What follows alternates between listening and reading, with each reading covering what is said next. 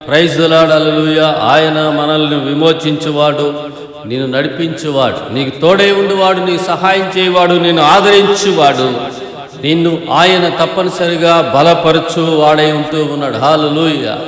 ఆయన నిన్ను బలపరచును, ఆయన మనల్ని బలపరచును, ఆయన మనల్ని సమాధానపరిచేవాడు, ఆయన మనకు నెమ్మదిని అనుగ్రహించేవాడు. లోకాసు సువార్త 7వ అధ్యాయంలో కొన్ని మాటలు మనం ధ్యానం చేసినప్పుడు 11వ వచనములో, వెంటనే ఆయన నాయన ఒక ఊరికి వెళ్ళుచుండగా ఆయన శిష్యులు బహుజన సమూహం అతనితో కూడా వెళ్ళుచుండిరి.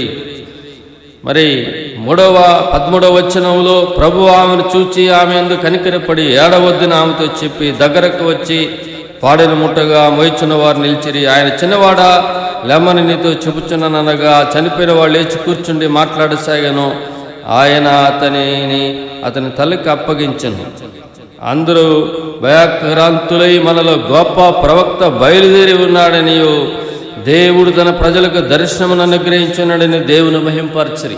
అవునండి, ఆయన మనకు తన దర్శనమునిచ్చేవాడు, ఆయన మనల్ని దర్శించేవాడు, నిన్ను దర్శించేవాడు.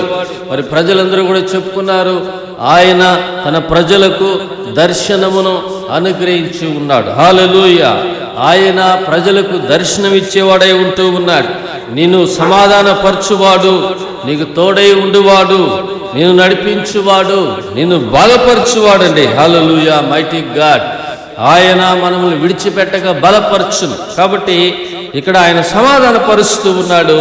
మరి ఆ యొక్క స్త్రీ యొక్క కుమారుడు చనిపోయిన సంఘటన మనం ఎన్నోసార్లు ధ్యానం చేస్తాం. దేవునికి మహిమ కలుగునుగాక. హల్లెలూయా. Praise the Lord. మరి వాడు చనిపోయినప్పుడు అమ్మా ఏడవద్దని చెప్పినటువంటి ఆమెను బలపరిచాడు, అనగా ఆమెను ఆయన బలపరుస్తూ ఉన్నాడు. ఆయన నిన్ను బలపరిచేవాడై ఉంటున్నాడు. ఆమెను ఆయన బలపరిచాడు, ఏడవద్దని ఓదారుస్తూ ఉన్నాడు. రెండవదిగా చూసినప్పుడు ఆయన ఆమెను ఓదార్చాడండి. ఆయన నిన్ను తప్పనిసరిగా ఓదార్చేవాడు. నీకు మనుషుల ద్వారా, ఎవరి ద్వారా సమాధానం దొరికినప్పటికీ దొరకకపోయినప్పటికీ ఆయన నిన్ను ఓదార్చేవాడు. అందుకే ఆయన రక్షకుడై ఉన్నాడు. కాబట్టి ఆ చిన్నవాడిని లేవనెత్తి తల్లికి అప్పగించి మరి ఆ యొక్క సంఘటనలో ఆయన తన గొప్ప కార్యాన్ని చాటుకున్నప్పుడు, కాబట్టి ఆయన తన కార్యములను మనలో చేసేవాడు, తన దర్శనమును అనుగ్రహించిన వాడై ఉన్నాడు. ఆయన తన దర్శనమును మనకు ఏం చేసి ఉన్నాడంటే ఆయన అనుగ్రహించి ఉన్నాడు. ఆయన మనల్ని దర్శిస్తాడు, ఆయన నిన్ను దర్శిస్తాడు, నీకు తోడే ఉంటాడు, నీకు సహాయం చేస్తాడు. Hallelujah. Mighty God and Lord. Hallelujah. ఆయనకే మహిమ ఘనత ప్రభావములు కలుగునుగాక. కాబట్టి ప్రియమైన దేవుని ప్రజలారా, భయపడకండి, ఆందోళన చెందకండి. దేవుని వాక్యాన్ని చదివినప్పుడు ఆదరణ, నెమ్మది కలుగుతుంది. ప్రార్థించినప్పుడు సమాధానం కలుగుతుంది. దేవుని సన్నిధిలో ఉన్నప్పుడు గొప్ప ఓదార్పు కలుగుతుంది. వీటన్నిటినీ మనము ప్రార్థన ద్వారానే, దేవుని సన్నిధిలో గడుపుడు ద్వారానే పొందగలం.